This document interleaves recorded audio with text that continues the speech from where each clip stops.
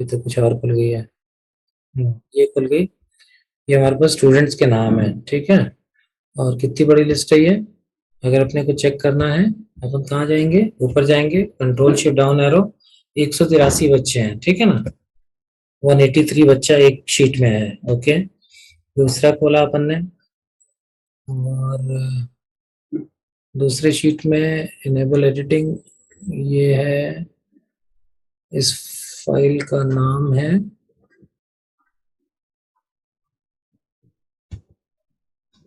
Entrepreneurship club list 2, okay.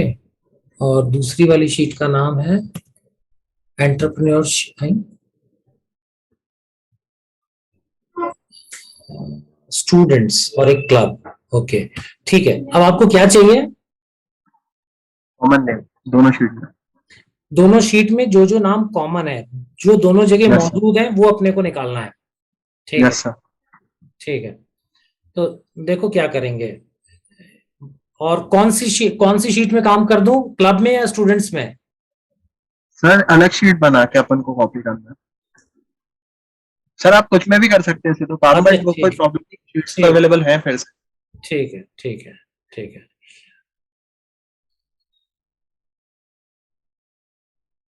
अपने को common वाले स्टूडेंट्स चाहिए। इसमें चंदन कुमार हैं, तो दूसरी लिस्ट, दूसरी शीट में भी अगर अपने पास इसमें नेम फील्ड्स है, ईमेल आईडी है, यहाँ पर नाम है, राइट। और ये है, अपने को सिर्फ कॉमन ढूंढना है दोनों में से, ओके। इसमें नेम फील्ड्स हैं और इसमें भी स्टूडेंट्स के नेम है, राइट। ठीक है, हम इसमें जाते हैं। ये जो क्लब लिस्ट है, मैं इसका एक कॉपी बनाऊंगा। इसका शीट 1 पे काम कर रहा हूं मैं, है ना। एक शीट 1 विद डुप्लीकेट वैल्यूज लिखा हुआ है, राइट। Yes, sir। मैं ये कौन से वाले को लूं? सर पहले मतलब इसमें से अपन को बस ये वाले नाम निकालना है, स्टार्टअप एंड एंटरप्रेन्योरशिप। नहीं नहीं, मैं तो दोनों दोनों का कॉमन नाम ढूंढ दूंगा। या क्या कह रहे हैं, फिर से बताओ। जैसे इसमें अभी ये स्टार्टअप एंड एंटरप्रेन्योरशिप क्लब है, बाकी के सारों का नाम हटा के बस यही नाम निकालना हो, तो सर कैसे निकालेंगे पहले? सर हमारे पास ऐसी बहुत सारी शीट्स आएंगी। नहीं नहीं, वो आने दो। एक पे जैसा काम करेंगे वैसे ही सब पे करेंगे, राइट। यस अभी सर, तो आप हमें सिखाते भी हैं। मेरे को सिर्फ, हाँ हाँ, मैं ही सिखाऊंगा, कोई और नहीं सिखाएगा। मैं ही बता के रहूंगा, लेकिन मेरे को बस समझना है तुम्हें क्या चाहिए। अभी क्या कैसा शीट आएगा तुम्हारे पास? ऐसा बहुत सारा शीट आएगा। यस सर, हाँ। तो उसमें क्या करना पड़ेगा तुमको? पहले हमको यही शीट में स्टार्टअप एंड एंटरप्रेन्योरशिप क्लब वाले नाम निकालेंगे अलग। अच्छा, ये इधर जो कॉलम जी में लिखा हुआ है, यस सर। कॉलम जी में जो स्टार्टअप एंड एंटरप्रेन्योरशिप क्लब का जो नाम है, उनको अलग करना है इसमें से। Yes sir. ये तो बहुत आसान है। ये तो मैंने तुम लोग को सिखाया है। इसमें देखो क्या करना है, ऑल डी एफ एफ कर दो। ऑल डी एफ एफ कर दिया, फिल्टर लग गया। ये फिल्टर लगा के यहाँ पर अपन ने इसको नीचे किया, और इसमें सबको टिक कर दिया, और इसके अंदर से एंटरप्रेन्योरशिप वाले को चूज कर लिया। Alt F F. हाँ, वो मैं बता दूंगा, डोंट वरी। देखें पहले तुम्हें जो चाहिए, वो स्क्रीन दिख रहा है मेरा? यस सर, दिख रहा अब देखो, ये तुम्हारे पास क्या बचा है? ये सिर्फ ये लोग बच गए। दिख रहा है क्या? है। यस। अब यस इनको, सर। इसको कॉपी, ये मैं फिल्टर, एडवांस फिल्टर, ये सब अगले लेक्चर में भी है। ये मैंने बताया भी था क्लास में, बट तुम लोग मेरा बात थोड़ा कम मानते हो ना। सर शुरू में हम सुनते ही नहीं थे। तो ये देखो, ये तुम्हारा लिस्ट बन गया। अगर तुमको यही चाहिए तब तो ये बहुत ही सिंपल है, इसमें कुछ भी नहीं करना है। ऐसे कॉपी मारो और चिपकाते जाओ कहीं पे भी एक नया शीट में, right. This is very yes sir, simple. अब ये वाली शीट है, ये वाली शीट जो आई ना, इसको हम सेकंड शीट से कंपेयर करना है कि दोनों में नाम सेम किसके हैं। अच्छा, मतलब तुमको हाँ। सबसे पहले तो तुमको वो नाम निकालने हैं जो इस क्लब की लिस्ट में आ गए, राइट। यस तो सर। यस। मैं अभी क्या करूंगा, मैं उसके बाद समझता हूं तुम्हें क्या चाहिए। Control shift side arrow down arrow, ये मैंने कॉपी किया, कंट्रोल सी।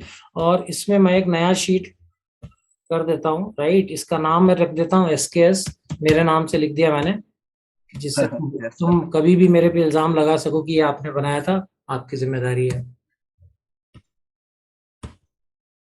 ये अपन ने बना लिया, राइट।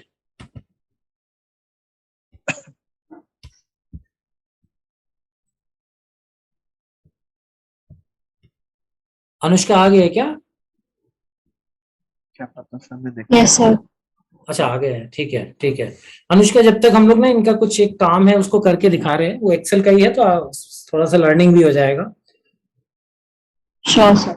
ये शीट हमने इस शीट में से हमने फिल्टर लगाया, फिल्टर लगा के हमने वो नाम छांट लिए। ये मैंने पहला काम किया, उसको एक नई शीट पे ले गए, ये एसकेएस करके शीट है, इस पे आ गया। अब आप कह रहे हो कि मेरे पास एक और एक एंटरप्रेन्योरशिप स्टूडेंट करके एक लिस्ट है 183 स्टूडेंट्स का। Yes sir. अब आप ये देखना चाहते हो कि इन दोनों में मतलब वो वाली लिस्ट में से इसमें कौन कौन है। Yes sir. इसका थोड़ा पर्पस बताओगे तो मैं थोड़ा सा और समझ जाऊंगा कि कैसे करना चाहिए।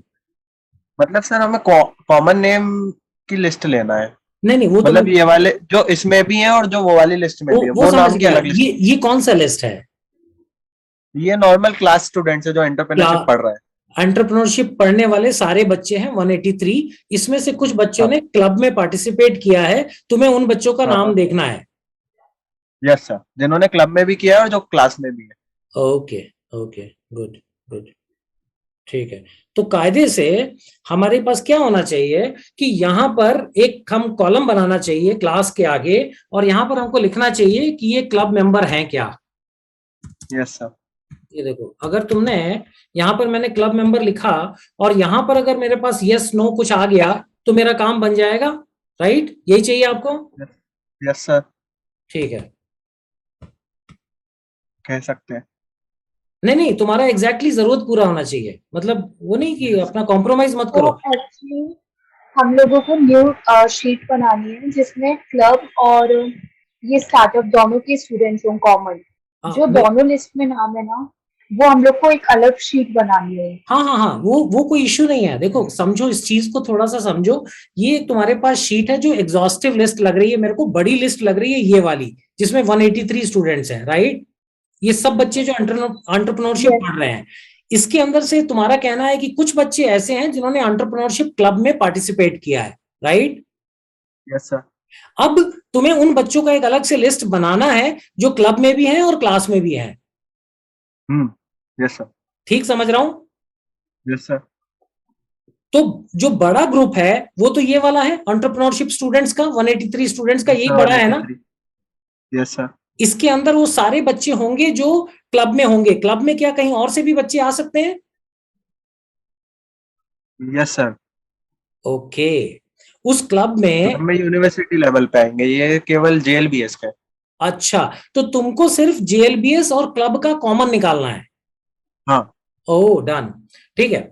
चलो, तो ये मेरे पास जेएलबीएस का लिस्ट बन गया। अब इसके अंदर से जो लोग उस क्लब में हैं उनको अपन ढूंढ के निकालेंगे। राइट, तो देखिए मैं क्या करने यस जा सर। रहा हूं, I will apply A VLOOKUP formula. मैं यहां पर लगाऊंगा वीलुकअप, ये भी मैं सिखाऊंगा, पूरा एक लेक्चर है, बहुत इंटरेस्टिंग चीज है। इंडस्ट्री में ये मजाक के रूप में जाना जाता है कि पूरे जो एनालिस्ट और ये लोग होते हैं या डेटा के साथ काम करते हैं या जो एक्सेल जानने वाले लोग हैं, वो दो ग्रुप में होते हैं, एक जो वीलुकअप जानते हैं और एक जो वीलुकअप नहीं जानते हैं। जो वीलुकअप जानते हैं वो अपने आप को थोड़ा सा एटीट्यूड रखते हैं कि यार मेरे को वीलुकअप भी आता है, तो तुम लोग उसी कैटेगरी में आने वाले हो। ये वीलुकअप का फॉर्मूला लगा अपना, इक्वल टू किया, ये चनन कुमार को हमने पकड़ा, कॉमा किया, ऑल टैब किया और इसमें गए। अब इसमें एक चेंज होना बहुत जरूरी है, बट कोई बात नहीं, अपन कर लेते हैं। यहां से लिया अपन ने control shift side arrow down arrow, उसके बाद अपन ने किया कॉमा, अपन ने किया 1,0 enter, enter, and this comes as not applicable. इसको अपन ने रन किया and इसमें अपन ने डाला फिल्टर। तो यहां से एक सेकेंड, अगर इसमें फॉन्ट वगैरह का इश्यू नहीं हो रहा होगा तो काम हो जाना चाहिए। ऑल डी एफ एफ किया अपन ने, यहाँ जाके अपन ये देखेंगे कि क्या इसमें, इतने कम हो ऐसा तो नहीं हो सकता है। इतने कम होंगे क्या? 5 बच्चे निकल के आए हैं। हो सकता है सर। अच्छा, हो सकता है, ओके देन तो हमारा काम हो गया है शायद। मैं इसमें से इसको एनए को हटा देता हूं और ओके कर देता हूं। सॉरी, करता हूं एंड देन किया, छोड़ दिया, ओके किया और प्राइमा फेसी तो मेरे को ये दिख रहा है कि ये 5 लोग 1 2 3 4 ही दिख रहे हैं मेरे को। 4 लोग ऐसे लग रहे हैं जो एंटरप्रेन्योरशिप क्लब में गए हैं। अब हम इसका रिवर्स भी एक बार करके देख सकते हैं। मतलब आपको ये लग रहा है कि करेक्ट हो सकता है 4 ही बच्चे हों? यस सर, ऐसा हो सकता है, क्यों नहीं हो सकता। अच्छा, अब इसमें एक बीएमएस का है और 3 बीबीएच के हैं, ऐसा निकल के आया है। अब जो तुम अदिति कह रही थी कि हमें अलग लिस्ट चाहिए, अब जब मैंने ये बना लिया ना, ये बनाने के बाद जितने भी बचे, नया लिस्ट बनाना तो कुछ भी मुश्किल नहीं है। देखो नया लिस्ट बनाने में क्या है, फिल्टर एक बार आपने लगा लिया, control shift side arrow down arrow किया, सिलेक्ट हो गया, कंट्रोल सी किया, आप इसको किसी भी शीट में कॉपी कर दो, चाहे 4 लोग निकले होते या 40 लोग निकले होते। लेकिन आपको जब भी आप काम करना शुरू कर रहे हो 5 से 10 मिनट आप स्पेंड करो ये समझने के लिए कि आपको क्या करना है ना। मैं इसको एक बार और चेक करके आपको करेक्ट करके दे दूंगा, लेकिन यहां पर जो आपको समझना चाहिए वो मैं बता रहा हूं। वी लुकअप तो अभी मैं सिखाऊंगा आपको, 2 लेक्चर के बाद है। वी लुकअप एक ऐसा फॉर्मूला है जो आपके पसंद की चीजें कितनी भी बड़ी लिस्ट के अंदर से निकाल के आपको दे सकता है। तो जब आप थोड़ा सा कम जान रहे होते हो तो फिल्टर और वी लुकअप से आप कंफ्यूज करते हो, लेकिन फिल्टर एक अलग चीज है। फिल्टर के लिए भी मेरा शायद आज का ही क्लास है या नेक्स्ट क्लास है फिल्टर का। चलिए अभी हम लोग ना मिक्स नहीं करते हैं, नहीं तो आप लोग थोड़ा सा कंफ्यूज हो गए। ये मैं सिखाऊंगा सब कुछ, ये सब आप इस क्लास के बाद बहुत इजीली कर पाओगे, 2-3 क्लास के बाद ही, क्योंकि ये इंटरमीडिएट लेवल ऑफ एक्सेल में ही है। एडवांस मैं इसको नहीं बोलूंगा, these are intermediate level of Excel. लेकिन आप बहुत सारा काम जब आप कंपनीज में जाओगे तो इसी लेवल के बहुत सारे काम आप सबको करने पड़ेंगे। इवन इफ आप डेटा एनालिसिस कर रहे हो या नहीं कर रहे हो, किसी भी डिपार्टमेंट में जाओगे इतने काम तो आपको करने ही पड़ेंगे। तो इतना बेसिक लेवल का वर्क तो आपको बिल्कुल आना चाहिए, और इससे ही आपको बहुत ज्यादा फायदा मिलेगा जब भी आप किसी भी जॉब इंटरव्यू में जा रहे हो या काम पे जा रहे हो, यू फील कॉन्फिडेंट। हम आगे बढ़े अपने क्लास के साथ, उसको मैं एक्सप्लेन कर दूंगा, लिस्ट भी मैं आपको बना के दे दूंगा, और ये 2-3 लेक्चर्स के बाद आप खुद भी बना पाओगे। अगर आपको लग रहा है कि आपको उससे पहले ही उसको सीखना है तो फिर मैं आपको वो करना भी सिखा दूंगा, अगर आप ये चाहते हो कि आपको वो पहले सीख लेना चाहिए, अगर ऐसा लगता है तो। हाँ संजय, यस सर। तो हम अभी क्लास के साथ बढ़े आगे, वो लिस्ट तो बना के दे दूंगा मैं। Okay okay sir, thank you. ठीक है ठीक है। सो कल गाइज हम लोगों ने ये ब्रेक इवन एनालिसिस किया था, यहां तक आप लोग ठीक है? ये शीट दिख रही है मेरी ना? Yes sir. ओके, तो ये काम हम लोगों ने कर लिया था, और प्रैक्टिस जरूर करिएगा यार। देखिए ना, मैं बार बार इतनी बार आपको लगेगा कि ये आदमी भी ना एक ही बात बोलता रहता है रोज रोज, लेकिन मैं ये जानता हूं कि आप प्रैक्टिस नहीं करोगे ना तो आपकी सारी मेहनत टाइम सब बेकार हो जाएगा। तो प्रैक्टिस आप प्लीज, जो भी मैं बनवा रहा हूं उसको एक शीट में दूसरा कॉपी करिए और बनाइए। चलिए आगे बढ़ते हैं। अब मैंने यहां पर आपको 1-2 चीजें इस शीट में भी ऐसी हैं जो आपको जानना चाहिए। फॉर्मूला क्यों लगाते हैं, फॉर्मूला कैसे लगता है, ये सारी चीजों पे हमने काम किया था। यहां पर मैं आपको एक चीज दिखाने जा रहा हूं कि एक ईएमआई जानते हैं आप लोग? ईएमआई क्या होता है? Yes sir, easy monthly payment क्या रहता है ना, हर महीने जो अपन इंस्टॉल कोई भी लोन लिए और महीने के महीने जो अपन पेमेंट करते हैं उसको ईएमआई कहते हैं, राइट। अब यहां पर एक एग्जांपल हमने लिया हुआ है कि कोई कार खरीदी है आपने 24,000 रुपए की, तो क्या कार होगी उसको 2,40,000 तो कर दूं, थोड़ी इज्जत आ जाएगी इसको। 40,000 रुपए का डाउन पेमेंट लगा देता हूँ, 40,000 रुपए का डाउन पेमेंट कर दिया। अब ये देखिए क्या होगा, मैं 1 सेकंड जरा डोर क्लोज कर लूं, आवाजें आ रही हैं घर में।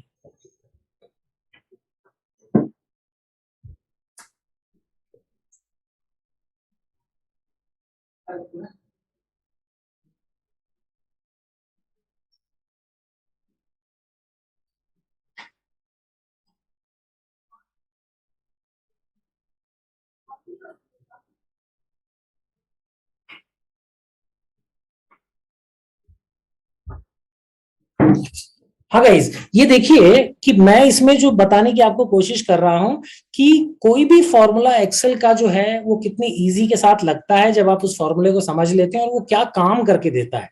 लाइक यहां पर देखिए 2,40,000 रुपए का आपका कोई कार खरीदी आपने, और उसका 4.8% या 5% जो भी आप लिखना चाहो, 5% रेट ऑफ इंटरेस्ट है उसका, और यहां पर आपने उसका कुछ डाउन पेमेंट लिख दिया। और अगर आपको इसको कैलकुलेशन से निकालना है तो मैनुअली कैलकुलेशन बहुत दिक्कत है। और यहां पर अगर आप देखोगे ये मैंने फॉर्मूला इसका डाला है जो कि बहुत ही कॉम्प्लेक्स फॉर्मूला है, इस फॉर्मूले को वर्कआउट करने में भी गलती हो सकती है।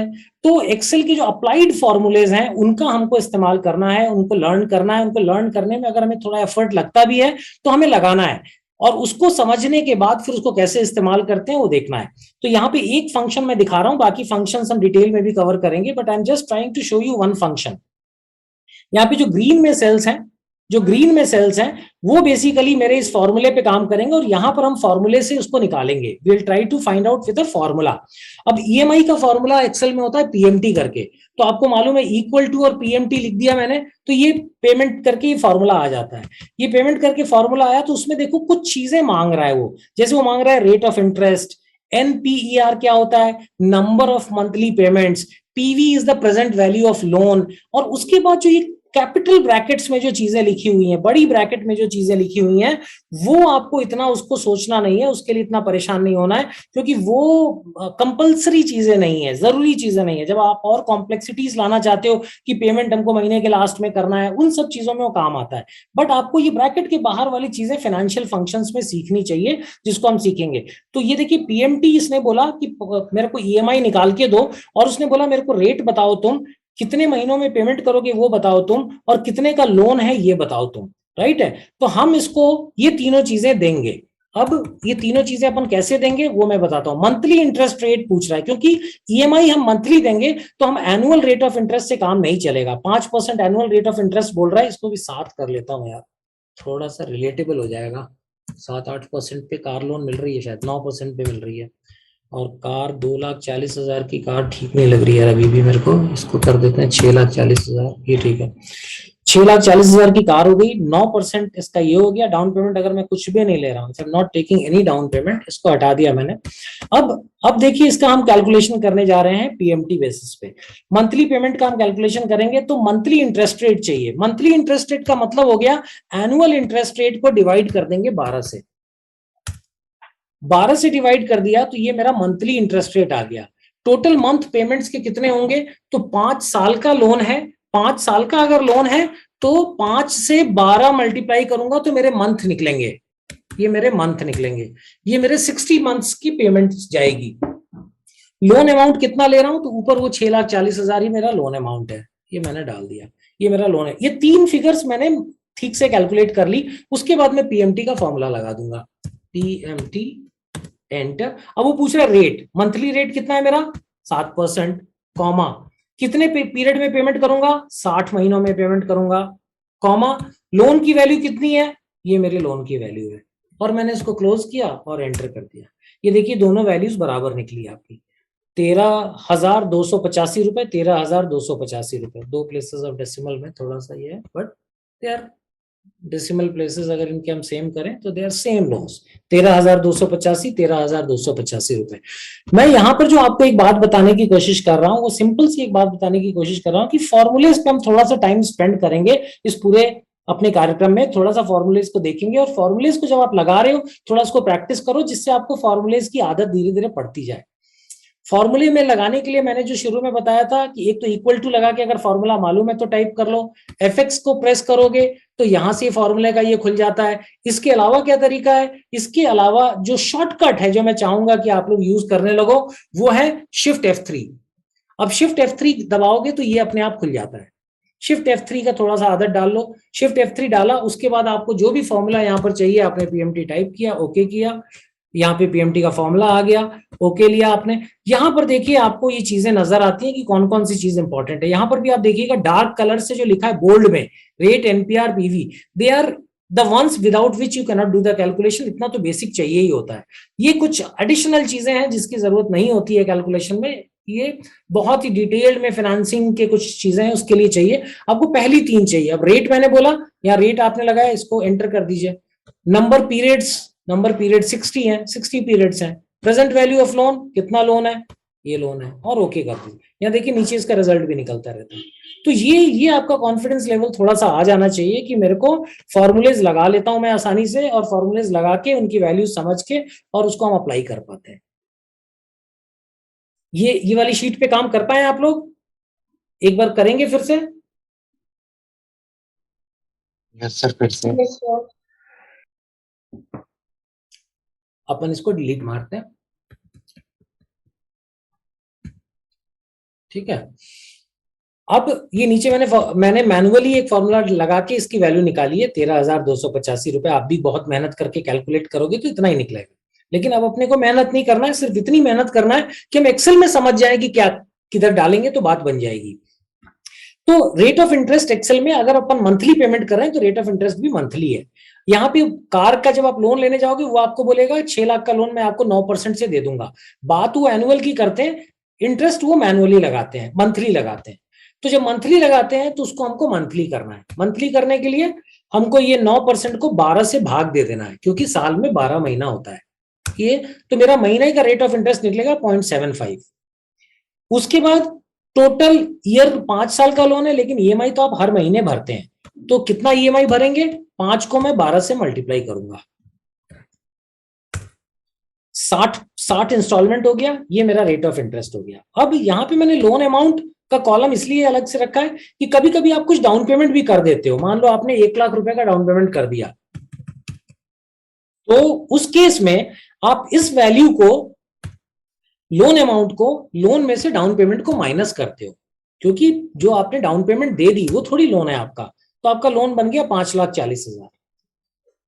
तो ये 3 वैल्यूज जो आपकी लोन का rate of interest monthly, number of installments जिसमें आप पे कर रहे हो, और लोन अमाउंट, ये तीनों आप पकड़ लोगे तो आपकी ईएमआई निकल पाएगी। अब ईएमआई निकालना है, शिफ्ट F3 दबाएंगे अपन, शिफ्ट F3 ये आ गया। यहाँ पे टाइप करेंगे PMT गो, ये PMT आ गया, ओके किया। यहाँ पे पहले में रेट ऑफ इंटरेस्ट, तो अपन ने जाके 7% वाले सेल को प्रेस कर दिया, B9। नंबर ऑफ पेमेंट्स, तो अपन ने प्रेस कर दिया B11। प्रेजेंट वैल्यू मतलब लोन, प्रेजेंट वैल्यू मतलब आज जो उस पैसे का क्या वैल्यू है जो आप लोन पे ले रहे हो। तो आज 5,40,000 रुपया है, इसको मैंने सेलेक्ट कर दिया। और बस मेरे को ये दिख रहा है 11,209 रुपए का लोन आया।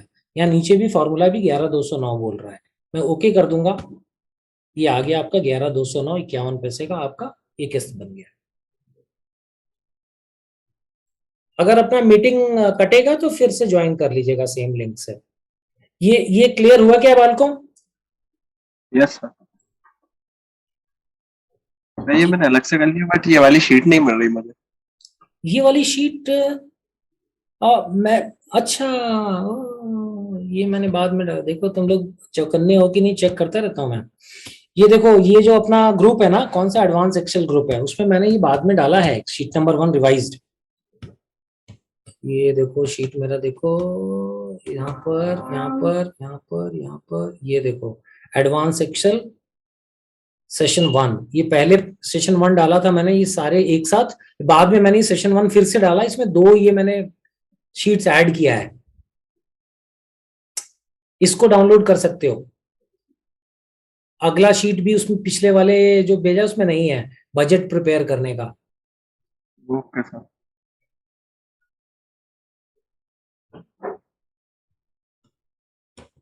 मनीष आप कर पाए? Yes sir. विभोर तुम्हारा कंप्यूटर ठीक नहीं हुआ, नेक्स्ट वीक बेटा सर, करा हो के गया। आओ। हो गया सर हो गया। यस अरे सर, हो गया। Very good, very good, very good, जीते रहो, वेरी गुड। चलो ठीक है। उसके बाद हम लोग थोड़ा सा बजट बनाना सीखेंगे।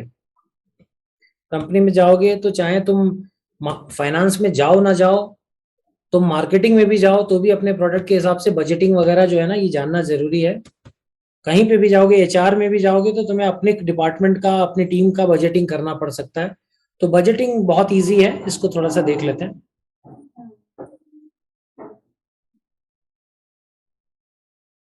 ये वाला शीट खोल लिया आप लोगों ने? Yes sir. ओके। तो देखिए इसमें क्या क्या है, एक बार आप लोगों ने अभी और कोर्सेज भी फाइनेंस के पढ़ लिए हैं, थोड़ा सा आपको आइडिया होगा कि सबसे पहले हम क्या निकालते हैं, कमाई निकालते हैं, रेवेन्यू। बजट जब कर रहे हैं तो हमारा कितना रेवेन्यू आने वाला है मंथ ऑन मंथ, ठीक है। फिर उस हर एक महीने का अपन एक्सपेंसेस निकालते हैं। एक्सपेंसेस में COGS होता है। COGS जानते क्या होता है? Yes sir, cost of good sold. हाँ, सैलरी, वेजेस, रेंट, ये सब आप समझ जाएंगे, नाम पढ़ेंगे तो आपको समझ में आ जाएगा कि ये सब आपके एक्सपेंसेस हैं। एक्सपेंसेस के बाद आप ये टोटल एक्सपेंस निकाल लेते हैं और नेट इनकम निकाल लेते हैं, राइट। तो ये अकाउंट्स, फाइनेंस वगैरह के कोर्सेज में आप लोगों ने देखा कि ये निकालते हैं। एक्सेल में मैं सिर्फ इतना बताने जा रहा हूँ कि रेफरेंसिंग वगैरह का लगा के आप करेंगे तो आप कितना आसानी से कर पाएंगे। कल भी मैंने बोला था कि जब भी आप कुछ काम करने जा रहे हैं, आप अपना एजम्पशंस बनाइए, एजम्पशंस का एक टेबल बनाइए। ये एजम्पशंस का टेबल बनाया है, उसमें सबसे ऊपर अपन ने डाला है रेवेन्यू 5,000 रुपए। ये मेरा जनवरी का स्टार्टिंग रेवेन्यू जो होने वाला है, एक रेवेन्यू का फिगर लिया। फिर हमारा मंथली इंक्रीज ऑफ रेवेन्यू कितना होगा, ठीक है, 15% अगर अपना या 1.5% जो भी अपना है वो हमने ले लिया। फिर expenses as percentage of revenue में सारे ये फिगर्स डाल लिए कि 3.7%, 1.35%, ये सारे एक्सपेंसेस के हेड्स अपन ने डाल दिए और यहां से वहां तक अपन ने इसको लगा दिया, राइट। और ये भी देख लिया कि टोटल एक्सपेंस इसका 89% एक्सपेंस हो रहा है, तो बाकी प्रॉफिट होगा। ये सारा चीज हमारा एजम्पशंस का जो फिगर है, इस पे ही मेन काम होता है, जहां पे आप दिमाग लगाते हो, पिछले साल का डेटा कंपेयर करते हो, हिस्टोरिकल डेटा देखते हो, कितना रेंट हमारा कंपनी पे कर रहा है, क्या हम कोई नया बिल्डिंग रेंट पे ले रहे हैं, क्या रेंट में जो ग्रोथ है वो 5%, 7% जो हमारा अग्रीड है वही ग्रो कर रहा है, या उसके अलावा हमारे रेंटल्स और ग्रो कर रहे हैं, सैलरी वेजेस क्या नॉर्मल ग्रोथ होने वाली है, या हम और रिक्रूटमेंट कर रहे हैं। ये सारी चीजें तो आप पहले काम करके ये फिगर्स पे काम करते हो, और ये फिगर्स एक बार आपको मिल गया, फिर आपने इसको डाला और उसके बाद फिर आपको कुछ भी मेहनत नहीं करना है, अगर आपको एक्सेल अच्छे से आ रहा है। अच्छा, अपना ये मीटिंग अभी खत्म होगा, फिर से ज्वाइन कर लेना, है ना। तो मैं कंटिन्यू ही करता हूं, जैसे ही कटेगा फिर अपन ज्वाइन कर लेंगे। यहां पर अब रेवेन्यू लेना है तो मैं क्या करूंगा, इक्वल टू मैंने बताया ये रेवेन्यू जनवरी वाला फिगर ले लेना, ये आ गया। फरवरी में मेरा रेवेन्यू क्या हो जाएगा, जो भी मैंने ग्रोथ लिया है इसके ऊपर, multiplied by this multiplied bye मेरा जो रेवेन्यू इंक्रीज है। तो ये दिस इज 0.015% है, तो मेरे को 1 प्लस करना पड़ेगा, right. This is 1 plus bracket बंद, ब्रैकेट ओपन, एंटर। ये आ गया मेरा फरवरी का रेवेन्यू। इसमें इसमें क्यों 1 प्लस किया, ये पता समझ गए होंगे आप लोग। इस फॉर्मूले में मैंने क्यों 1 प्लस B5 किया। Yes sir. देखिए, सबसे पहले हमको क्या करना है, सबसे पहला चीज कि मेरे को अपना रेवेन्यू लेना है जो मैंने एजम्पशन शीट में लिया। तो जनवरी में मैं इक्वल टू किया, 5,000 को सेलेक्ट किया और ये 5,000 आ गया। अब हम ये कह रहे हैं कि मेरा हर महीने 1.5% बढ़ जाएगा, 1.5% बढ़ जाएगा। 1.5% को जब हम डेसिमल में लिखेंगे तो 0.015 आएगा। ये सबको क्लियर है या इसमें प्रॉब्लम है, बताइएगा तो मैं ये भी एक्सप्लेन करूंगा कि 1.5% को हम 0.015 क्यों लिखते हैं।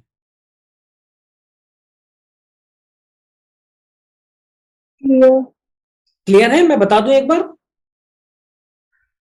No sir. क्लियर है, जी सर। क्लियर है सर।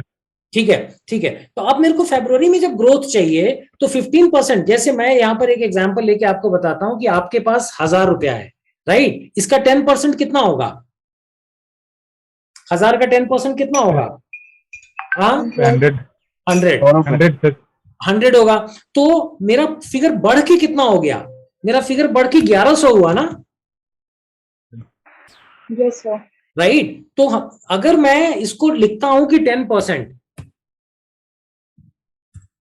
ये मैंने 10% लिखा और इसका मैं अगर 10% निकाल रहा हूं 1,000 का, तो 1,000 का 10% दिस इंटू दिस किया तो ये 100 आएगा। लेकिन अगर मेरे को 1,100 चाहिए तो मैं क्या करूंगा, मैं इक्वल टू 1,000 लूंगा और मल्टीप्लाई करूंगा, सॉरी ये मैंने लिया अपना, ये सेल लिया 1,000 और मल्टीप्लाई करके ब्रैकेट ओपन करके मैं 1 प्लस 10% लूंगा। और ये जब मैं करूंगा तो ये देखो 1,100 आएगा।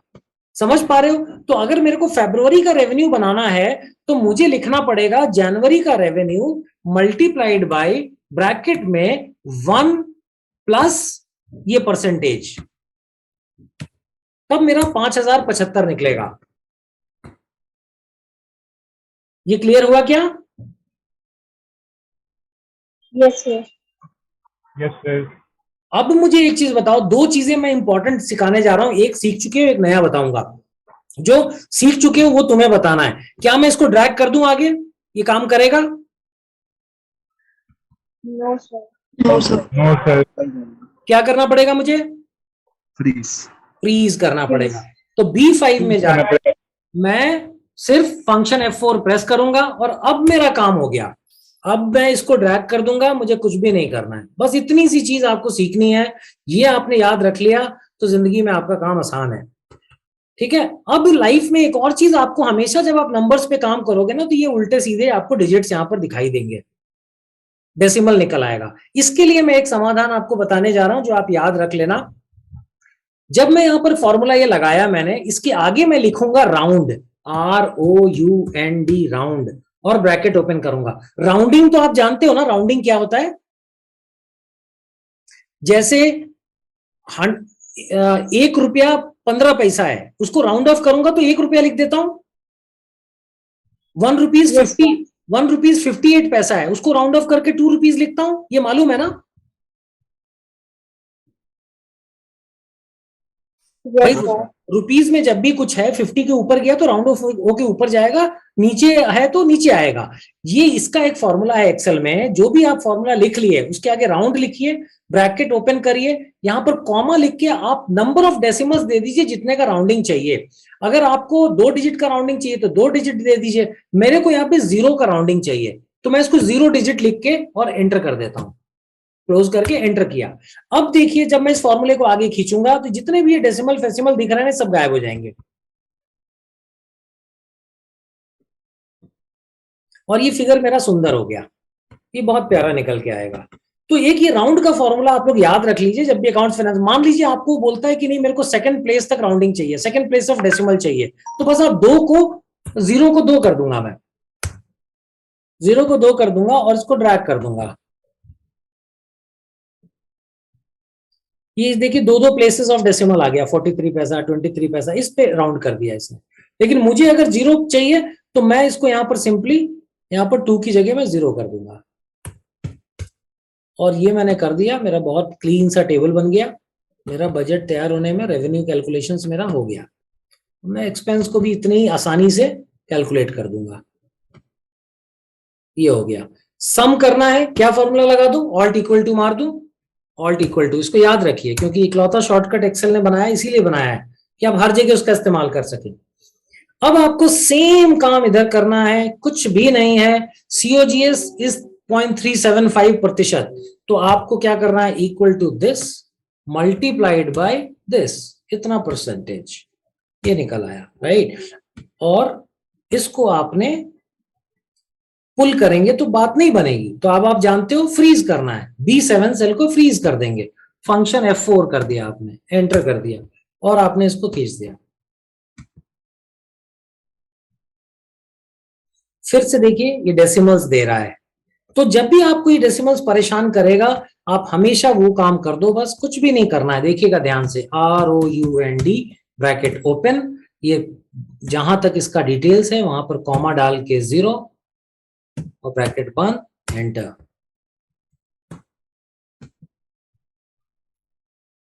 ये सोच के मत परेशान होइएगा कि यार एक तो वैसे ही फॉर्मूला नहीं समझ में आ रहा है, ऊपर से कह रहे हैं एक और फॉर्मूला लगाओ। तो इस तरीके की चिंतन दिमाग में आए तो प्लीज मत घबराइए, क्योंकि जो भी चीजें मैं आपको बता रहा हूं कोई भी ऐसी चीज नहीं बताऊंगा जो आपको परेशान करे, वो आपकी बहुत सारी परेशानियां दूर करेगी लॉन्ग रन में।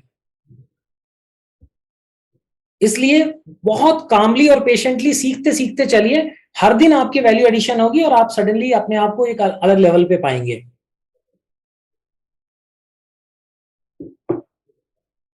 अभी आप लगा पाएंगे अगले में ये फॉर्मूला? यस गाइस, आवाज नहीं आ रही मुझे? Yes sir. सर जैसे रेवेन्यू परसेंट इंक्रीज रहता है, ये 0.015% पर वो लिखा है, रेवेन्यू परसेंट इंक्रीज। हाँ तो सर अपन इसको परसेंटेज फॉर्म में भी तो कर सकते हैं ना? हाँ, कर सकते हो ना। देखो मैं कर देता हूं, तुम्हें जो अच्छा लगे वैसा कर लो। ये लिया मैंने और इसको मैंने सिर्फ यहाँ पे जाके तुम लोग को बताया, ये नंबर में जो है यहाँ पे परसेंटेज रहता है, इसको परसेंटेज लिख दो। क्योंकि जब आप आगे फाइनेंस में काम करने जाओगे ना, आपको बहुत जगह नंबर्स में लिखा हुआ दिखेगा, इसलिए मैं ऐसा बना रहा हूं, राइट। ये परसेंटेज में आ गया, आप इसको वैसे लिख दोगे तो वैसे आ जाएगा। ठीक है ना। दोनों का आप नंबर्स का, दोनों का कॉन्फिडेंस और दोनों का कन्वर्जन, ये थोड़ा सीख के रखोगे तो आपको आसानी होगी, बस इतनी सी बात है। आप उसको परसेंटेज में भी लिखोगे तो भी परसेंटेज आएगा, लेकिन फॉर्मूला आपका वही है, 1+ ही लगाना पड़ेगा आपको। अगर 15 है तो 1+15% होगा। और अगर देखो डाउट आ रहा है तो बिल्कुल हेजिटेट मत करना, मुझे पूछना, मैं बेसिक से फिर से समझाऊंगा। बिकॉज अभी का डाउट आपको आगे दिक्कत देगा। अभी अगर आपको लग रहा है संचय कि ये इसमें थोड़ा सा कंफ्यूजन है तो मुझे बोलिए, मैं फिर से इसको डिटेल में एक्सप्लेन करता हूँ। सर एक सेकंड। सर हाँ बोलो ना। सर फरवरी का सर सीओजीएस का फॉर्मूला दिखाइएगा सर, क्या लिखते हैं सर, मैं गलत आ रहा है।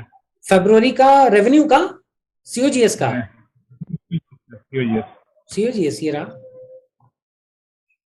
और अब बाकी लोग जिनको क्लियर हो गया है, Anushka if you are clear, आप सारे फिगर्स प्लीज ड्रॉ करके पूरा बजट बना लो। This is same everywhere now. Yes sir.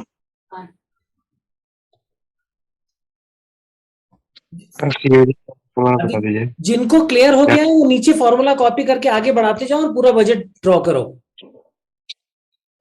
Sir क्या कहा था सीओजीएस में, आपने एक बार और बता दीजिए। हाँ मैं बता देता हूँ। देखो देखो क्या हो रहा है, इस इधर जो वैल्यूज लिखी है ना, ये हमने परसेंटेज हिस्टोरिकल डेटा से निकाल लिया। लॉजिक इसका पकड़ो कि मैं अगर 5,000 रुपया खर्चा कमा रहा हूं मेरा कंपनी, तो कॉस्ट ऑफ गुड सोल्ड उसको बनाने में मैं 37.5% खर्चा कर रहा हूं। तो मेरे को 5,000 का 37.5 निकालना है। तो मैंने ऊपर 5,000 सेलेक्ट किया, जनवरी का रेवेन्यू मल्टीप्लाइड बाई जो वहां पर खर्चा होगा, बस इतना सा काम किया, एंटर किया, ये निकल आया। ठीक है, 1,875 रुपया निकल आया। अब ये 1,875 रुपया जो निकला है, इसमें दो चीजें मुझे करनी है। अगर मुझे आगे ड्रैग करना है तो मुझे B7 को फ्रीज करना पड़ेगा। तो यहां पर ले जाके मैं कर्सर रख के फंक्शन F4 कर दूंगा, जो अपन सब लोगों को पता चल चुका है कि फ्रीज क्यों कर रहे हैं। उसके बाद राउंडिंग ऑफ मैं इसलिए कर रहा हूं कि आगे के ये जो डिजिट्स लगे हैं डेसिमल्स के बाद, वो मैं यूनिफॉर्म कर सकूं। उसके लिए मैं राउंडिंग का फॉर्मूला लगाता हूं, ROUND ब्रैकेट ओपन, और जो लिखा हुआ है उसके आगे कॉमा करके 0 लिख दिया, क्योंकि मेरे को एक भी पैसा नहीं चाहिए, मैं रुपए में ही चाहता हूं सारी वैल्यूज। अच्छा, इसको मैंने इंक्रीज कर लिया था। ओके, डिपिक्शन को मैंने इंक्रीज कर लिया था, ठीक है ना। ये आ गया मेरा। अब ये आ गया एक बार, अब मेरे को कुछ भी नहीं करना है, मुझे इसको खींचना है, खींचूंगा तो ये आगे बढ़ता चला जाएगा। और आखिरी में जाके मैं ऑल्ट इक्वल टू मारूंगा, ये मेरा एक्सपेंस निकल गया।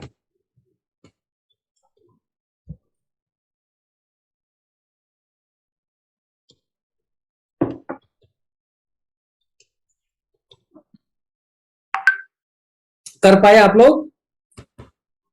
सर ये आप मुझे ये फरवरी में जो आपने अमाउंट बढ़ाया है 0.01015 से, ये एक और बार करके बताइए ना, मेरा नहीं आ रहा है। हाँ मैं बताता हूं।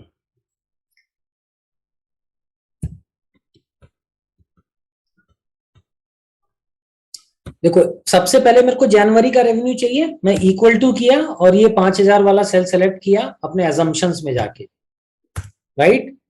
ये ठीक है संचय? Yes sir. फरवरी में मैं आया, पहले हम राउंड में, कोई कुछ और बोल रहा है। तो मेरा भी नहीं आ रहा। ये जो फरवरी का नंबर है, यस सर। हाँ तो देखो ना सर ध्यान से देखो। मार्च का नहीं आ रहा। मार्च का नहीं आ रहा है, ओके। अभी ध्यान से देखो कैसे आएगा। पहले हमने इक्वल टू किया, ये ठीक है। कोई भी चीज जिस बेस पे ग्रो कर रहा है उसको लेना है। 5,000 के ऊपर 1.5% बढ़ेगा तो हम 5,000 सेलेक्ट करेंगे। इतना कर लिया आपने। उसके बाद एक मल्टीप्लीकेशन का फॉर्मूला लगाइए, फिर आप एक ब्रैकेट ओपन करिए, 1 लिखिए, प्लस लिखिए, और ये रेवेन्यू इंक्रीज परसेंटेज वाला सेल सेलेक्ट करिए और ब्रैकेट को क्लोज कर दीजिए। इतना पहले लिखिए, आप लोग अपने सेल में टाइप करिए बिल्कुल मेरा सेल देख के, फिर अपन बात करेंगे।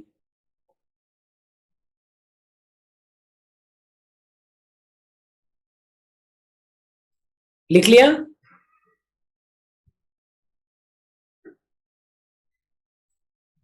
आप लोगों के पास ये शीट तो मिल गया ना, ऐसा तो नहीं है शीट ही नहीं है?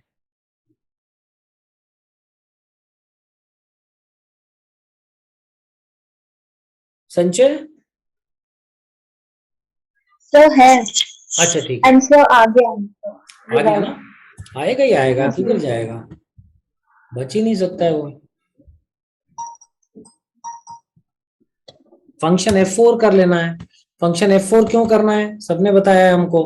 फंक्शन F4 इसलिए करना है क्योंकि फ्रीज हो जाता है, और उसके बाद हम राउंडिंग ऑफ का वो लगाएंगे, एंड देन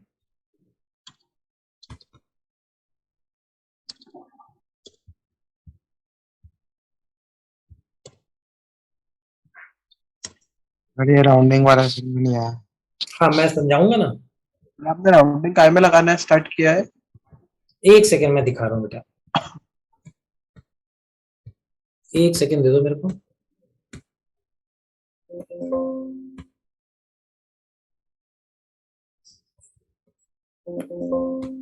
हाँ, राउंड का फॉर्मूले का देखो क्या क्या तात्पर्य था, कि अगर अपन राउंडिंग कहीं लगाते हैं, जैसे इक्वल टू किया, तो बिल्कुल स्टार्टिंग में इक्वल टू के बाद पहले आपने फॉर्मूला लगा लिया, उसके बाद आप राउंड लिख दो, ROUND, राउंड लिखा, ब्रैकेट ओपन करो, और उसमें पहला पार्ट जो आपका फॉर्मूला है वो है, उसके बाद कॉमा लगा के 0 लिखना है। और अगर ये नहीं भी समझ में आ रहा है तो रहने दो, थोड़ा आगे बढ़ेंगे तो समझ में आ जाएगा, मैं फिर से एक्सप्लेन करूंगा। बट अभी तो आपको बजट बनाना आ जाना चाहिए। डेसिमल तो आप बहुत तरीके से भी हटा लेगा। अगर आपको कंफ्यूज कर रहा है तो घबराओ मत, बट राउंड फॉर्मूले में कुछ भी नहीं होता। अगर आप यहाँ पे राउंड फॉर्मूला टाइप करके अलग से देखोगे, इक्वल टू ROUND, राउंड, और ब्रैकेट ओपन किया, तो देखो क्या आता है, जो नंबर है और नंबर ऑफ डिजिट्स। तो मैंने अगर इसको यहाँ पर नंबर में ये वाला कॉलम लिख दिया और कॉमा 2 कर दिया, बस हो गया मेरा काम, ये फॉर्मूला लग गया। अब यहाँ पर मैं जो भी लिखूंगा, मैंने लिखा 43.75, तो वो उसको लिखेगा 44।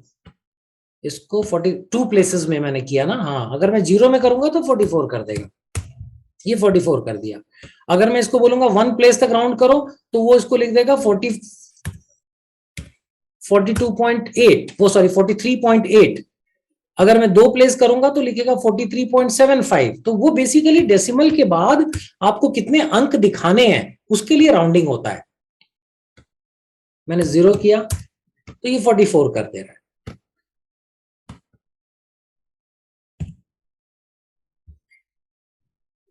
आप लोग अभी किस जगह पे हैं, मेरे को थोड़ा सा बताइए, तो फिर हम उसके हिसाब से आगे बढ़े। अनुष्का, आप कहां पर हो?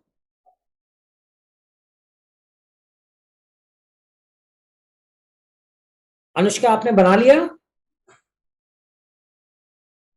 यस सर, मतलब COGS और रेवेन्यू किया है, अच्छा रेस्ट ऑफ ठीक, द वैल्यूज अभी नहीं। अच्छा ठीक है। अदिति, आपने? सर COGS निकाल दिया। CAGS निकाल लिया है पूरा?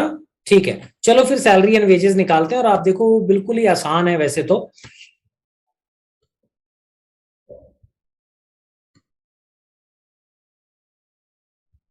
Escape.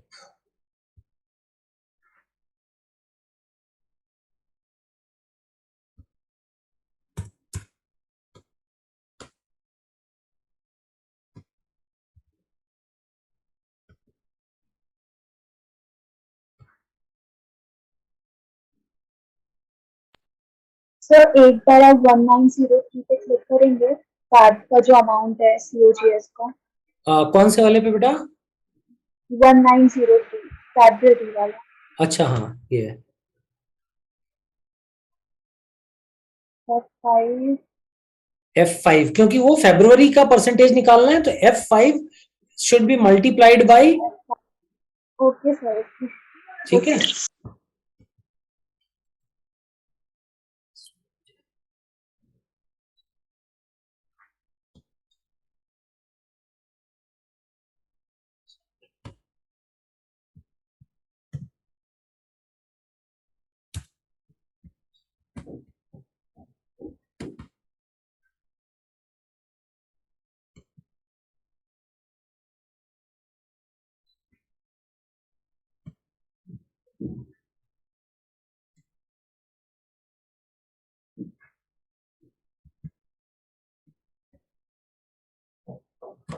ये देखो पूरा बजट तैयार हो गया, कुछ भी नहीं करना है, आप लोग भी बिल्कुल चैंपियंस की तरह इसको कैलकुलेट करेंगे। अब देखिए ध्यान दीजिएगा, मैंने क्यों आपको बिना बताए दिखाया कि ये 1 सेकंड का काम बचा है। जब आपने ये वाला फॉर्मूला लगा दिया, ये वाला फॉर्मूला लगा दिया, उसके बाद 1 ही सेकंड का काम है, कुछ भी काम नहीं बचा हुआ है।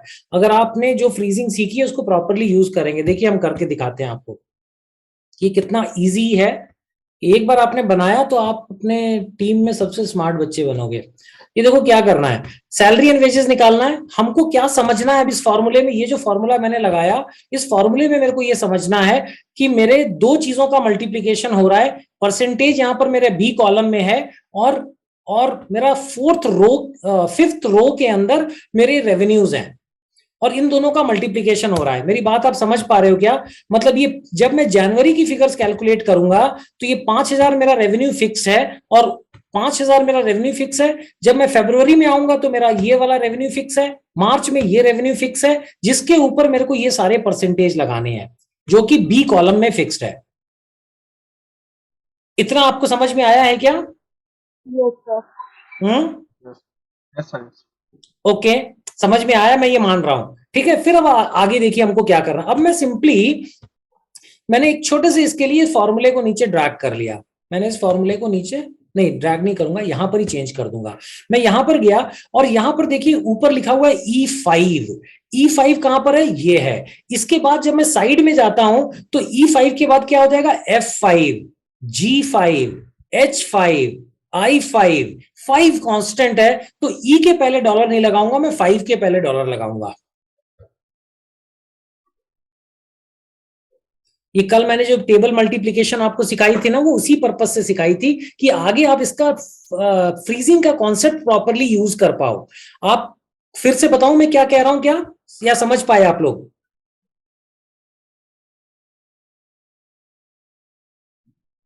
Understood sir. है ना?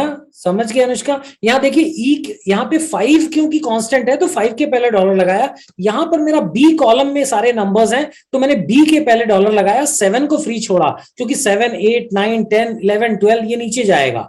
और एक बार आपने ये फॉर्मूला फ्रीज कर दिया, फिर आपको कुछ भी नहीं करना है। आप इसको इधर ड्रैग करो और आप इसको नीचे ड्रैग करो, और ये आपका पूरा तैयार हो गया।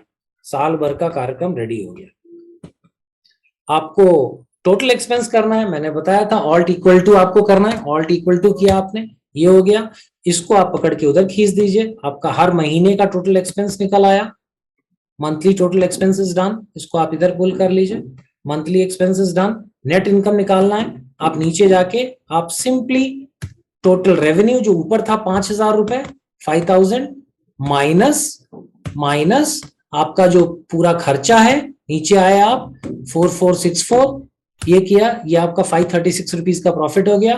और ये आपने इधर ड्रैग कर दिया, तो आपका पूरे साल का जो है ये आप 5 मिनट्स में मतलब बना के आप बिल्कुल शानदार तरीके से 7,000 रुपए का पूरा एनुअल प्रॉफिट, ये सारी कैलकुलेशंस आपकी कुछ ही मिनटों में हो गई। राइट? आप लोग ओवरवेल मत होइएगा, नहीं समझ में आया मुझे बिल्कुल रोकिए, मैं फिर से करूंगा सारा काम। Manish, where are you? आपको ये कितना समझ में आया बेटा? यस सर, हो गया सर। हो गया? अरे वेरी गुड। विभोर? सर कर रहा हूँ, एक सेकंड सर। हाँ कर लो। संचय? यस सर, मुझे आ गया समझ। Very good. अदिति?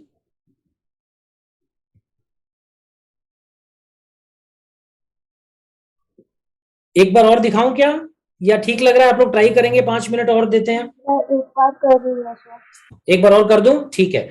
और उससे पहले मैं 5 मिनट जरा रुक जाता हूं ताकि जो लोग और बचे हैं वो लोग कर लें। Anushka, you are completed the whole budget? पूरा बजट बना पाए हो आप? नहीं बनाया तो पूरा करो। Everybody should do it completely. Sanchay आप भी पूरा बना लो बेटा, 5 मिनट ले लो, पूरा बनाओ। उससे ज्यादा मतलब आप जब एक्सपर्टीज कर लोगे तो ये बिल्कुल सेकंड्स का काम हो जाएगा बच्चे, इसलिए प्लीज थोड़ा प्रैक्टिस करो। Let's take 5-10 minutes. ज्यादा चीजें सीखने की बजाय हम धीरे धीरे कॉन्क्रीट वे में सीखते बढ़ेंगे।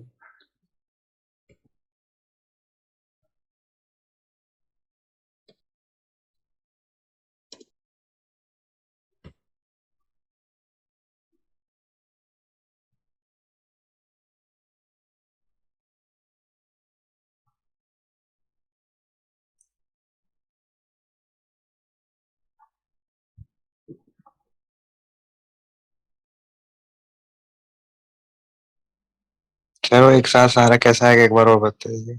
ठीक है, सर मेरा सेम अमाउंट आ रहा है, जैसे मतलब 1875 सेम आ रहा है। सर फ्रीज वगैरह भी कर दिया सर, 5 के पहले डॉलर लगा दिया। हाँ ठीक है ठीक है। विभोर, अभी कोई ऐसा तो नहीं जो बनाने की कोशिश कर रहा है? तो फिर मैं रुकूंगा, नहीं तो हम फिर से सेकंड टाइम करना स्टार्ट कर रहा हूं मैं। सर एक मिनट बस। विभोर मैं दिखाऊं एक बार? तो सर ठीक है, मैं एक बार और दिखा रहा हूं, एक बार देख लीजिए। I do it the complete thing, I do once. मैं बिना सिर्फ वो चीज नहीं करूंगा, क्या नहीं करूंगा? राउंड में अभी नहीं कर रहा, राउंड में बाद में अपन करेंगे, बिना राउंड के पहले सीख लीजिए। राइट, यहां पर देखिए मैंने सबसे पहले एक्सपेंस कैलकुलेट किया, ये 5,000 को ले लिया। राइट, उसके बाद आगे जो बनाना है, मैंने ये 5,000 multiplied by bracket open 1 plus percentage increase, कितना परसेंटेज बढ़ रहा है उसको लिया, एंटर किया, ये आ गया। मैं यहां पर B5 को फ्रीज करने जा रहा हूं। तो अगर पूरा फ्रीज करना है तो फंक्शन F4 से फ्रीज हो जाता है, दोनों डॉलर एक साथ लगते हैं, रो के पहले भी कॉलम के पहले भी। राइट, ये मैंने यहां से ड्रैग किया, ये मेरा रेवेन्यूज कैलकुलेट हो गया, और यहां पर मैंने ऑल्ट इक्वल टू कर लिया, तो ये मेरा समेशन भी हो गया। ये अपन ने कर लिया 1 सेकेंड में। अपन आए सीओजीएस कैलकुलेशन पे। सीओजीएस कैलकुलेशन क्या कहता है कि जो मेरा महीने का रेवेन्यू है 5,000 रुपया, उसका 37.5% जो है मेरा COGS cost of good sold है। तो मैं इक्वल टू लिखेगा, दिस लिखेगा, मल्टीप्लाइड बाय दिस लिखेगा। राइट, अब इसको ड्रैग सिंपल अगर मेरे को इधर ड्रैग करना होता राइट हैंड साइड में, तो मैं इसको फंक्शन F4 से पूरा फ्रीज कर देता, लेकिन मुझे नीचे भी ड्रैग करना है, इधर भी ड्रैग करना है, तो मैं कॉलम और रो के ऊपर थोड़ा सा ध्यान दूंगा और अपने फॉर्मूले को देखूंगा। यहां पे मैंने जब फॉर्मूला देखा तो E5 इंटू B7 है, मैं इसको डबल क्लिक करता हूं तो ये देखो ये सेल सेलेक्टेड हो गए। राइट, जब मैं अपने सेल E5 को देखता हूं तो मैं ये देखने की कोशिश करता हूं कि इसके बाद मेरे सेल्स किधर जा रहे हैं। तो E5 के बाद F5, G5, H5, I5, so 5 is constant, मैं 5 के पहले डॉलर लगा दूंगा। उसके बाद फॉर्मूले में मैं देखता हूं B7, मैं यहां पर आके देखता हूं B7 के बाद मेरा सेल किधर जा रहा है, B7, B8, B9, B10। Okay, सो मैं 7, 8, 9, 10 चेंज हो रहा है, B कांस्टेंट है, मैं B के पहले डॉलर लगा देगा, ये लगा दिया और एंटर कर दिया। बस अब कुछ भी नहीं करना है मुझे, अब सीधा मेरे को इसका पूंछ पकड़ना है और इलाहाबाद जाना है। ये चले अपन यहां तक आए, ये भर गया, ये कॉर्नर में पकड़े, नीचे चल दिया, यहां तक भर दिया, सब भर गया। अगर सम कहीं पे नहीं हुआ है तो ऑल्ट इक्वल टू लगा देने का, गुस्सा नहीं होने का, गुस्सा कभी भी नहीं होगा। ये हो गया। राइट, और अगर मेरे को सबको टोटल एक्सपेंस जोड़ना है कि भाई ये सब अलग अलग खर्चे, लेकिन पूरा खर्चा कितना हुआ, तो again alt equal to, alt equal to किया अपन ने, ये सम। क्या हो रहा है भाई, क्यों गुस्सा है? ये हो गया। ठीक है, अब अपन ने इसको भी खींच लिया नीचे, इसको अपन ने पकड़ा और इसको ड्रैग कर दिया, इसको ड्रैग किया, ये भी अपना काम हो गया। जब अपना खर्चा पता चल गया, रेवेन्यू पता चल गया, तो इनकम पता करना है। इनकम क्या होता है, पूरा मेरा जो कमाई था जनवरी महीने का कितना था, 5,000 रुपया था, माइनस मेरा पूरा खर्चा कितना था, ये टोटल एक्सपेंस जो आया नीचे, सॉरी ये एंटर, 1 महीने का मैंने निकाल लिया। फ्रीजिंग का जरूरत नहीं है क्योंकि सब रिलेटिव रेफरेंस है, कहीं पे भी एब्सोल्यूट नहीं लगना, पूरा रिलेटिव रेफरेंस लगना है। इसको बस पकड़ के मेरे को उस कोने तक जाने का है, अपन चले गए कोने तक।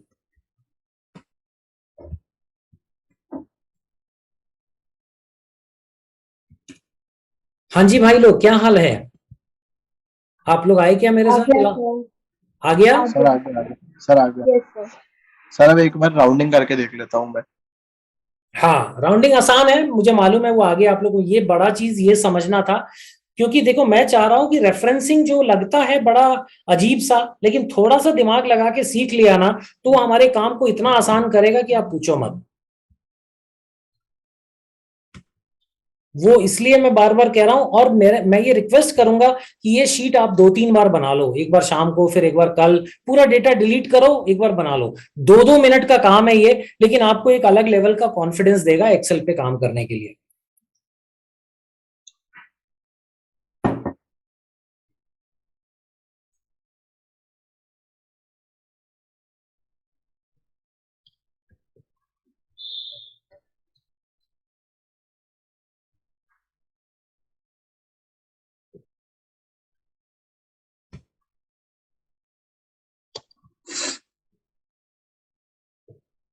राउंड ऑफ भी करके ट्राई कर रहे हैं क्या?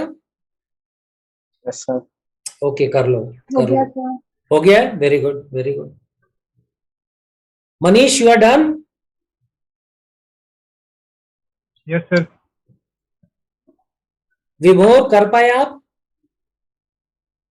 Yes sir. वो नेट इनकम कैसे था फिर? नेट इनकम एक बार बता दूं। नेट इनकम देखो, देखो इसमें क्या करना है कि कई बार अपने को ये नहीं सोचना है कि कुछ इसमें फॉर्मूला या कुछ इसमें खास बात है, कुछ भी नहीं है, बस इसको हल्के में बिल्कुल लेके चलो, तभी भाव ज्यादा देना नहीं, इसको बोलना भाई सब अपने को आता है। नेट इनकम की जब बात हो तो देखो क्या है, नेट इनकम का मतलब ये होता है कि अपने पास जो कमाई हुई और जो खर्चा हुआ उनको अगर अपन काट दें तो अपना प्रॉफिट, नेट इनकम जो है फाइनेंस के लैंग्वेज में प्रॉफिट को बोलते हैं। ठीक है, तो अपने को पैसा कितना आया था? 5,000 रुपया आया था, और ये सब खर्चे थे। 1875, सैलरी दे दी 675, किराया दे दिया 375, सप्लाईज खरीदी 75 रुपए की, डिप्रिसिएशन 238, ये सारा कुछ जोड़ के अपन ने यहाँ पर निकाला था टोटल खर्चा। टोटल खर्चे की, हाँ, यहाँ पर अपन ने सम का फॉर्मूला किया था, तो आप देखोगे ये पूरे का टोटल है ये जो अगर पूरा अपन जोड़ेंगे यहाँ तक, तो ये आप देखो नीचे आ रहा है 4463, ये 4463 वाला फिगर, मतलब ये सारा खर्चा था। अब अपने को चाहिए प्रॉफिट कितना हुआ, तो प्रॉफिट मतलब होता है जो मेरा कमाई था, कमाई कितना था? 5,000 रुपया का, तो वो सेल अपने को सेलेक्ट करना है, ऊपर जाके 5,000 वाला सेल माइनस टोटल खर्चा वाला सेल, टोटल खर्चा वाला सेल, ये कर दिया, ये आ गया 538 रुपया, और इसको लेके अपन भाग जाएंगे आगे।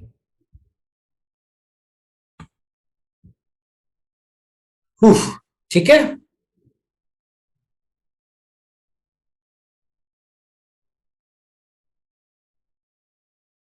आगे बढ़े। कुछ आवाज नहीं आ रही है, यस सर। लग रहा है थक गए क्या? यस यस सर, बढ़िया आगे सर। आदित्य कह रहा है यस सर। हाँ हाँ, चलो मैं देखो कर लेंगे उसके बाद भी, मेरे को कोई इश्यू नहीं है, बट मैं ये चाह रहा हूं कि आप लोग ना जितना सीख रहे हो उसको बिल्कुल स्ट्रांग करके सीखो। लेक्चर्स एक दो ज्यादा कम हो उसका कोई प्रॉब्लम नहीं है, मैं एडिशनल लेक्चर्स भी ले लूंगा, उसमें कुछ ऐसा इश्यू नहीं, तुम लोग को सिखाना मेन पर्पस है। मैं बस इतना चाह रहा हूं कि आपकी पेस पे चले, आप ओवरवेल्म ना हो, और आप लोगों को लगे कि हाँ मेरा लर्निंग जो हो रहा है वो कंसोलिडेटेड लर्निंग है। ये नहीं मैंने सीखा तो था, सर ने जब बताया था फिर हम भूल गए, और ये तभी होगा जब आप प्रैक्टिस नहीं करोगे। तो you guys can keep talking, छोटा सा ग्रुप है अपना, और इसमें अपने इनपुट्स दो, अपनी बातें करो, और उसके हिसाब से लर्निंग करते हुए फन के साथ अपन सीखते हुए आगे बढ़ते हैं।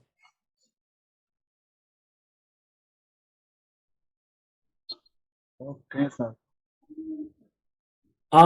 अनुष्का, हाँ, you are feeling the pace okay, सही चल रहा है? Yes, sir. Any input, any feedback? No, sir, it's great. अच्छा, ठीक है। मनीष,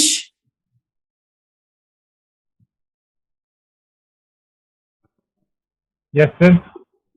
ठीक चल रहा है पेस, मतलब जो आप सीख रहे हो पकड़ते हुए चल रहे हो ना, कुछ ऐसा तो नहीं लग रहा है कि यार? सर ये सब नया फ्रीज है, पहले पढ़ चुके हैं सर, क्लास में ले चुके हैं आपसे पहले। ओके ओके, ठीक है।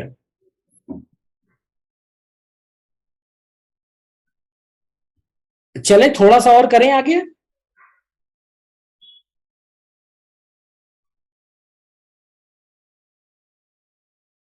या नेक्स्ट लेक्चर में करना है?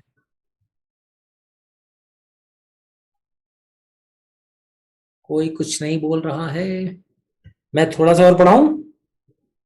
सर कंटिन्यू करिए सर। कंटिन्यू करें, ओके। अब देखिए, मेरे को ये एक और मेरा लेक्चर डेडिकेटेड होगा ऑन फंक्शंस, क्योंकि देखिए एक्सेल में जब हम बात करते हैं ना तो फंक्शंस बहुत इंपॉर्टेंट हो जाते हैं, ठीक है। अब इन फंक्शंस के अंदर मैंने कुछ ये कैटेगराइजेशन किया हुआ है, इसको देख लो। अगर आप लोगों को कॉन्फिडेंस होगा तो थोड़ा तेज चलेंगे, और कॉन्फिडेंस कम होगा तो थोड़ा धीरे चलेंगे, लेकिन ये फंक्शंस को जान लेना थोड़ा सा जरूरी है, जिससे आपको ये घबराहट खत्म हो जाए कि एक्सेल में फॉर्मूला कैसे लगाते हैं, कौन सा फॉर्मूला कैसे लगाना है, फॉर्मूला नहीं आया तो भी मैं ढूंढ के लगा लूंगा। ये इस लेवल का कॉन्फिडेंस आपको डेवलप हो जाना चाहिए।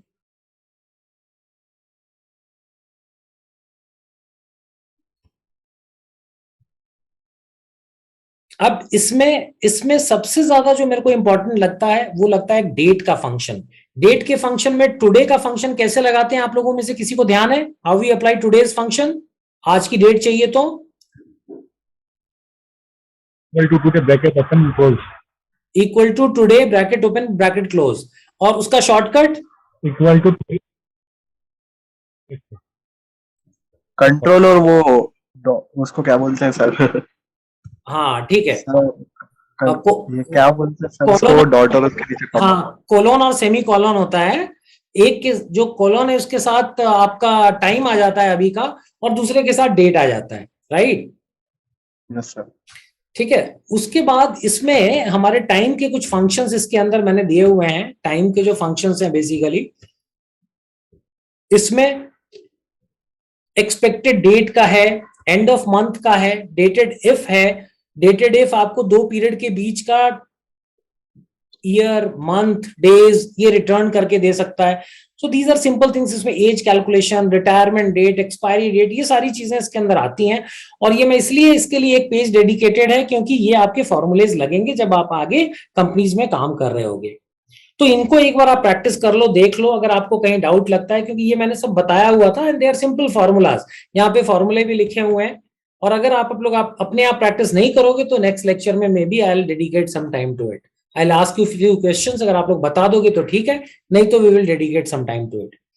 उसके बाद देखिए यहाँ पर मैंने ये जो शीट बनाया है, इसमें सिर्फ आपको ये समझाने के लिए बताया है कि एक्सेल के अंदर डेट और नंबर्स का क्या रिलेशन होता है। आप में से कोई मुझे इसको याद करके बता पाएगा क्या बताया था मैंने इस लेक्चर में, कि डेट और टाइम जो है एक्सेल में कैसे रिलेटेड है?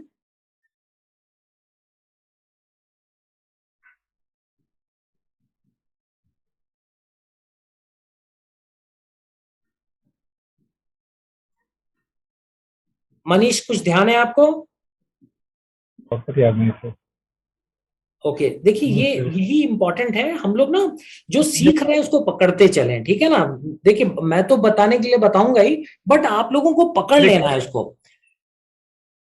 डेट और नंबर्स, इसमें रिलेशनशिप इसलिए बताया गया है, इसलिए एक्सेल ने किया है क्योंकि एक्सेल को मालूम था कि डेट्स के साथ कैलकुलेशन करनी पड़ेगी एक्सेल को सक्सेसफुल होने के लिए, क्योंकि डेट से संबंधित बहुत सारी चीजें होती हैं।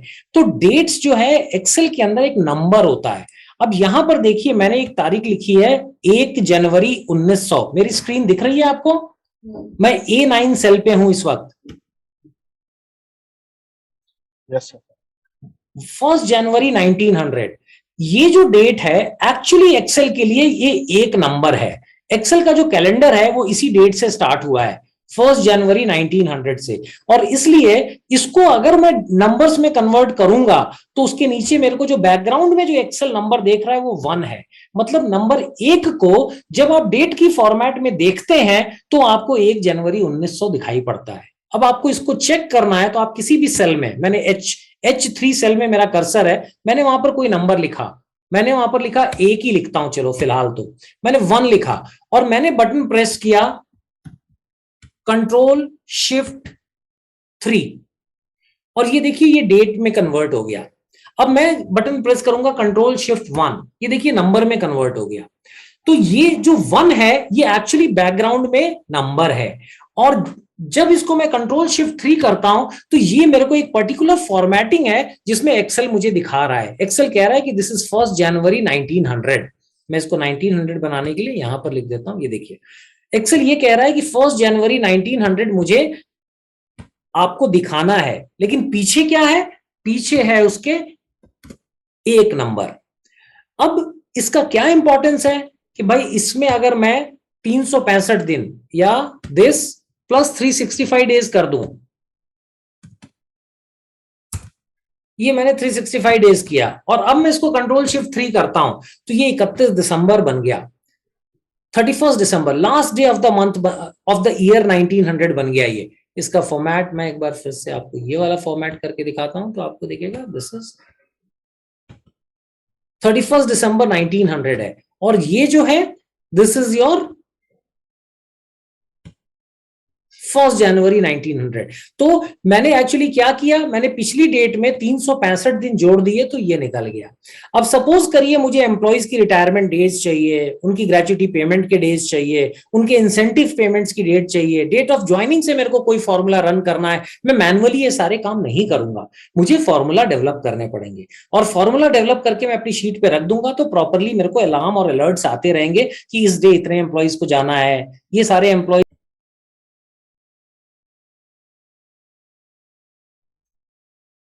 सो बेसिकली हम लोग बात कर रहे थे कि नंबर्स और डेट्स के कन्वर्शन का, राइट।